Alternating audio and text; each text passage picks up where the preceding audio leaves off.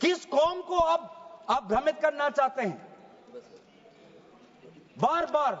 उस कौम को जिसने भारत की स्वतंत्रता की लड़ाई लड़ी है, उस कौम को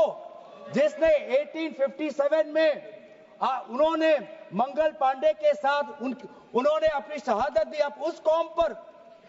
आप दाग लगाना चाहते हैं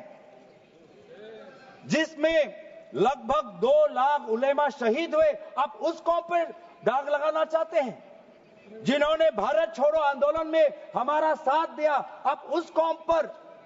आप दाग लगाना चाहते हैं जिन्होंने 6 अप्रैल 1930 में दांडी मार्च का सपोर्ट किया, आप उस कौम पर आप दाग लगाना चाहते हैं जिन्होंने 1926 में ब्रिटिश के डिवाइड एंड रूल को खंडन किया, आप उस कौम पर आप दाग लगाना चाहते हैं जिन्होंने मौलाना हुसैन अहमद मदानी ने 1924 में कंप्लीट इंडिपेंडेंस की मांग की। जब आप लोग भारत छोड़ो आंदोलन का समर्थन नहीं कर रहे थे,